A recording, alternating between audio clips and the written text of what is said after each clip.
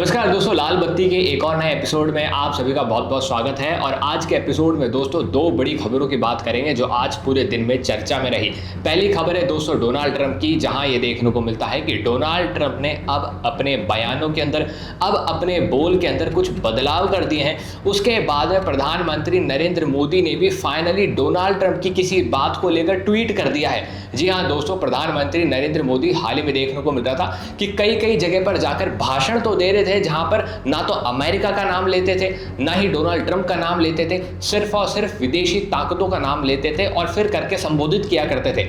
लेकिन finally Donald Trump के ऊपर प्रधानमंत्री नरेंद्र मोदी ने क्या ट्वीट करा है और वो ट्वीट क्या समझाता है, एक बात बहुत बड़ी बात समझाता है। दोस्तों आप हमारे साथ बने रहिए, आपको समझ में आएगी। लेकिन दोस्तों दूसरी खबर के अपन अंदर जो बात करेंगे वो बात करेंगे लखनऊ एमआईटी यूनिवर्सिटी की, जहां से एक वीडियो वायरल हो रही है, जहां पर देखने को मिल रहा है कि एक गाड़ी के अंदर एक 26 साल के बच्चे को बंद कर कुछ उसी के कॉलेज के बच्चे थप्पड़ मार रहे हैं। बताया जा रहा है कि 50 से 60, कुछ मीडिया रिपोर्ट्स क्लेम कर रहे हैं कि 90 थप्पड़ मार दिए हैं। और ये 90 थप्पड़ मारने के पीछे क्या कारण है, इस वीडियो की क्या सच्चाई है, इसके बारे में दोस्तों बात करेंगे। लेकिन दोस्तों इससे पहले मेरी रिक्वेस्ट है कि आप हमारे चैनल को सब्सक्राइब कर लीजिए और वीडियो के एंड तक बने रहिए।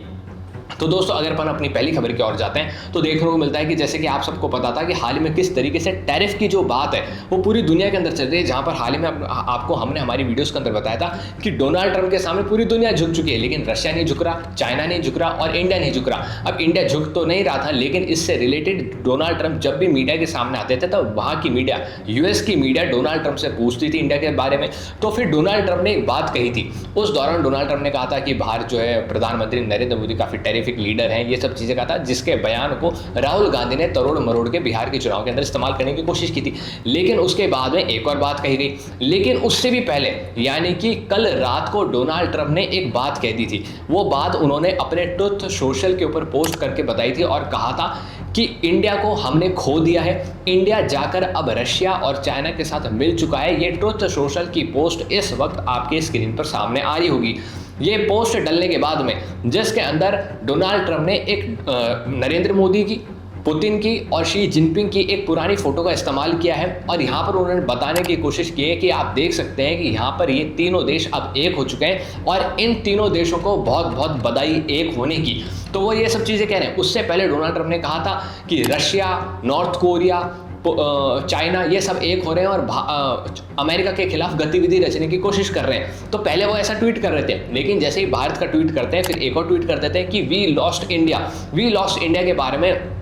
इसके बाद में क्या होता है, इसके बाद में ये चीज़ शुरू हो जाती है, डिबेट शुरू हो जाता है, बातचीत शुरू हो जाती है और ये कहा जाता है कि देखिए अब तो डोनाल्ड ट्रंप खुद क्लेम कर रहे हैं कि हमने भारत को खो दिया है, हमने भारत को खो दिया, हमने भारत को खो दिया है। आपको पता होगा कि इससे पहले अमेरिका की जनता डोनाल्ड ट्रंप से कह रही थी, इससे पहले अमेरिका के जो एडमिनिस्ट्रेशन में जो लोग हैं वो भी डोनाल्ड ट्रंप से सवाल उठा रहे थे, बड़े बड़े पत्रकार भी डोनाल्ड ट्रंप से सवाल उठा रहे थे कि आप जो गतिविधि कर रहे हैं इससे हम इंडिया को खो देंगे। लेकिन फिर अब डोनाल्ड ट्रंप खुद कहते थे कि देखिए हमने इंडिया को खो दिया। उसके बाद में क्या होता है, जब ये चीज़ बातचीत आ जाती है, फिर उसके बाद अगले दिन मीडिया को ब्रीफिंग दे रहे होते हैं डोनाल्ड ट्रंप, तो मीडिया से एक और सवाल आ जाता है कि सर आपने तो कह दिया है कि हमने भारत को खो दिया है, तो अब आपका क्या विचार है इसके अंदर। तो डोनाल्ड ट्रंप कुछ और बात कह देते हैं, डोनाल्ड ट्रंप बिल्कुल पलट जाते हैं और डोनाल्ड ट्रंप कहते हैं कि देखिए इंडिया और यूएस के जो रिलेशन है वो काफ़ी स्मूथ है, एक अलग ही रिलेशनशिप है हमारा, कभी कभी कुछ ना कुछ हो जाता है लेकिन हम आने वाले समय बातचीत जारी रखेंगे और अलग अलग वेरियस चीज़ें जारी रखेंगे। इस बातचीत के बारे में वो प्रधानमंत्री नरेंद्र मोदी को भी अपना एक बढ़िया दोस्त बताते हैं और कहते हैं कि चाहे कुछ भी हो जाए हमारी दोस्ती टूटेगी नहीं। इस तरीके से कुछ उल्टी सीधी बातें भी कहते हैं, यानी कि लेफ्ट राइट सेंटर करके शब्दों को ये बात कहना चाहते हैं। तो आप पहले वो वीडियो सुनिए जिसके अंदर डोनाल्ड ट्रंप ये बात कह रहे हैं।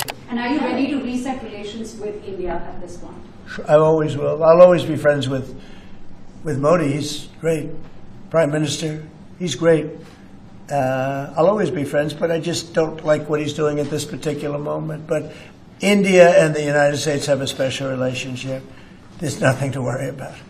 अब दोस्तों आपने ये वीडियो देख ली, इसके अंदर डोनाल्ड ट्रंप क्या कह रहे हैं आपने ये सुन लिया। लेकिन ये वीडियो वायरल होने के बाद जैसे ये इसका मीडिया कटिंग्स ट्विटर पे या सोशल मीडिया पर वायरल होने लग जाती है, तो प्रधानमंत्री नरेंद्र मोदी भी इसके ऊपर अपनी राय रखते हैं और प्रधानमंत्री नरेंद्र मोदी ट्विटर पर एक ट्वीट करते हैं, यानी एक्स पर एक पोस्ट करते हैं और उसके अंदर प्रधानमंत्री नरेंद्र मोदी जो कुछ लिखते हैं इसके अंदर मेन जो चीज़ है वो ऊपर की लाइन के अंदर लिखा हुआ है, जिसके अंदर है फुली रेसिप्रोकेट इस तरीके के रिश्ते हैं, यानी कि हमारे जो यूएस के साथ रिश्ते हैं वो फुली रेसिप्रोकेट तरीके से अब रेसिप्रोकेट का मतलब है जैसे को तैसा।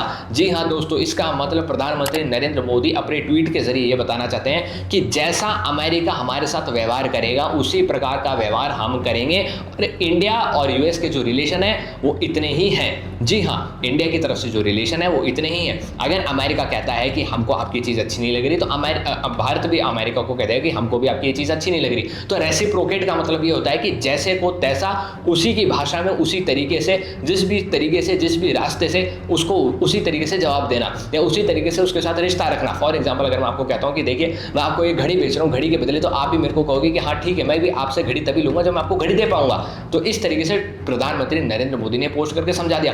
तो इसके बाद अब चर्चा सामने आ चुकी है। अब देखिए दोस्तों, हो क्या रहा था, हो ये रहा था कि भारत के अंदर यूएस के खूब सारे ब्रांड्स हैं जो कि अलग अलग जगह पर स्टॉल्स लगा के रखते हैं, दुकानें लगा के रखते हैं, शोरूम्स लगा के रखते हैं। इनको भी कहीं ना कहीं अड़चने महसूस हो रही थी, क्योंकि भारत के अंदर अलग अलग जो जगह है वहाँ पर इन सब चीज़ों का विरोध शुरू हो गया था। और बाद में ये कहा जा रहा था कि अब इन चीज़ों का विरोध कर देना चाहिए और हटा देना चाहिए। ये जो विदेशी अमेरिकन जितने भी यहाँ पर अमेरिकन कंपनी जितने भी भारत के अंदर बसी हुई है, इन सबको हटा देना चाहिए। वेरियस सोशल मीडिया प्लेटफॉर्म्स पर उन्हीं सोशल मीडियाज को बॉयकॉट करने की बात शुरू हो चुकी थी, क्योंकि सारे के सारे सोशल मीडिया अमेरिका से ही चलते हैं और सब कहने लग गए थे कि भारत को अपना सोशल मीडिया बना लेना चाहिए। तो जिस तरीके से वेरियस कंपनीज है, अमेरिका की कंपनी जो भारत से अच्छा खासा मुनाफा कमा रही है, उनको भी अब थोड़ी बहुत राहत मिलने लग गई है। लेकिन इस बीच सबसे बड़ी खबर क्या है? सबसे बड़ी खबर यह है कि दोस्तों, अमेरिका के अंदर यूनाइटेड नेशंस की जनरल असेंबली होती है।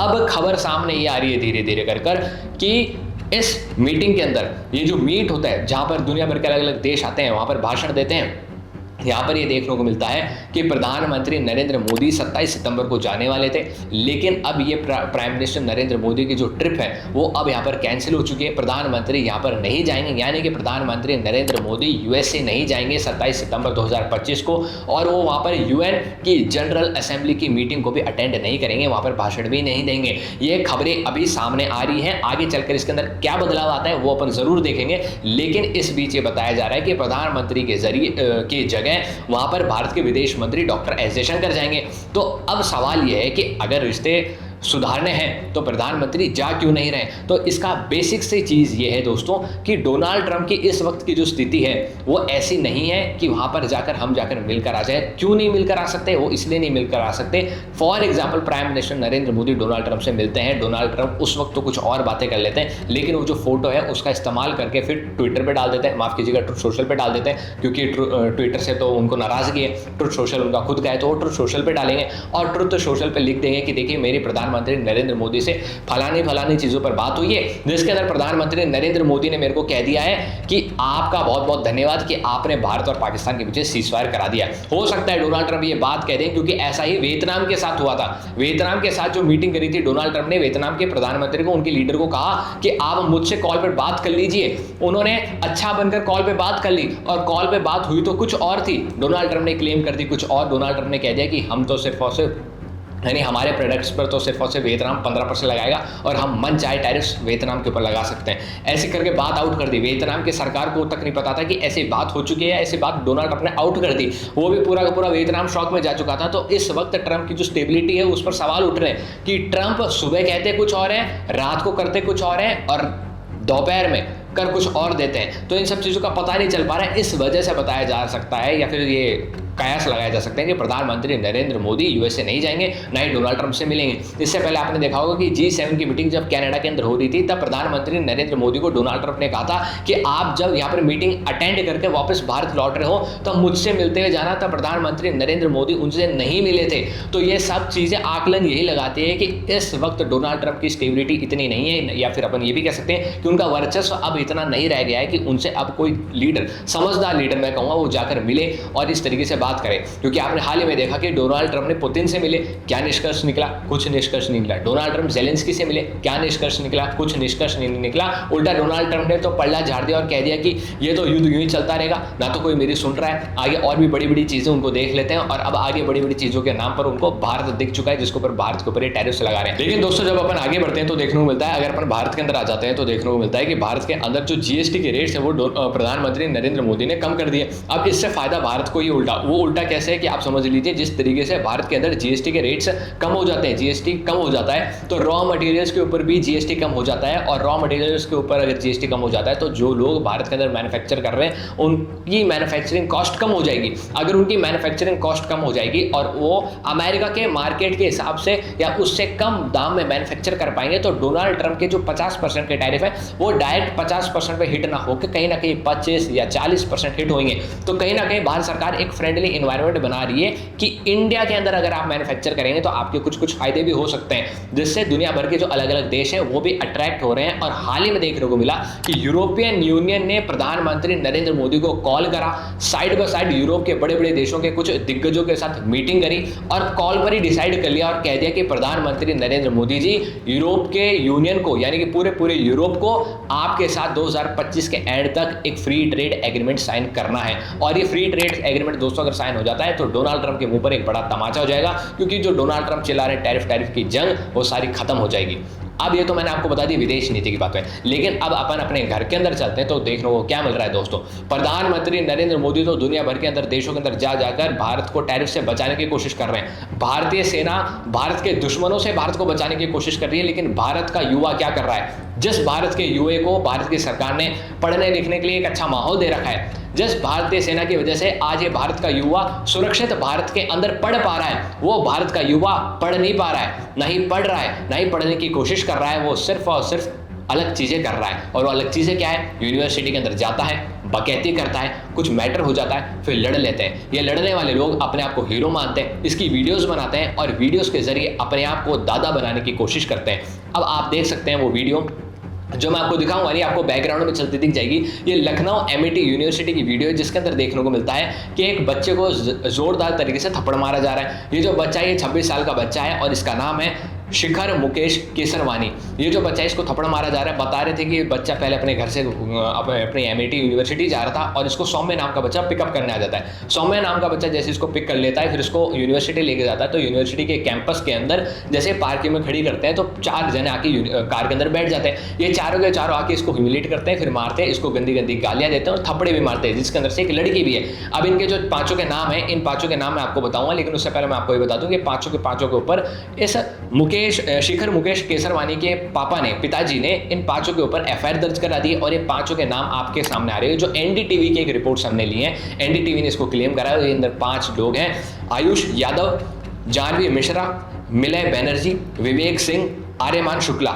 इस वीडियो को अगर आपने देखा होगा, जिसको हम आपके सामने नहीं दिखाएंगे, आपके बैकग्राउंड में चलती दिख जाएगी। एक बच्चा है जो चढ़ कर इस को मार रहा है, वो रेड शर्ट के अंदर बच्चा है, उसका नाम है आयुष यादव। उसको लोग बाग कहते दिख जाएंगे आयुष बस, बहुत हो गए, बाहर से लोग बाग देख रहे हैं। इस तरीके से बात है। उसके बाद में लोग बाग ये भी कह रहे हैं कि तूने जानवी के बारे में ऐसा क्यों कहा, तूने जानवी के बारे में ऐसा क्यों कहा। तो इसके अंदर कुछ भी क्लेम हो सकता है। फिलहाल एमआईटी यूनिवर्सिटी ने इसके ऊपर कोई क्लेम दिया नहीं, लेकिन अगर आप वीडियो को प्रॉपर तरीके से देखेंगे, जो आपको वेरियस सोशल मीडिया हैंडल पर दिख जाएगी, उसके अंदर आपको समझ में आएगा कि शिखर मुकेश ने कुछ किया होगा, जिसको लेकर ये सारे के सारे बच्चे इसको पीट रहे हैं। अगर शिखर ने कुछ किया है तो उसके ऊपर एफआईआर भी दर्ज हो सकती है। उसको पीटने की क्या जरूरत है? तो आप देख सकते हैं जो 5 बच्चे हैं ये उम्र में काफी बड़े दिख रहे हैं, इनको समझदारी दिखानी चाहिए थी। अगर शिखर ने कुछ किया है इनके साथ, इनको कुछ कहा है, इनके बारे में कुछ किया कहा है, किसी और के बारे में कुछ कहा है, तो उसके ऊपर जाकर कहीं कंप्लेन हो सकती थी। लेकिन ये लोग इलाज करने गए थे शिखर का, लेकिन कंप्लेन खुद के ऊपर लेके बैठ गए। अब एफआईआर इन 5 बच्चों पर हो चुकी है।